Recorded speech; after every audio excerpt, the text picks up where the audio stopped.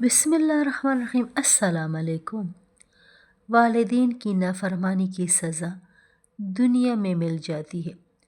حضرت ابو بکر رضی اللہ تعالیٰ عنہ فرماتے ہیں، آپ صلی اللہ علیہ وآلہ وسلم نے فرمایا، تمام گناہوں کی سزا خدا چاہے تو قیامت کے دن دیں گے، سوائے والدین کی نافرمانی اور ناراضگی کے کہ اس کی سزا اسی دنیا میں جلد ہی دے دیں گے۔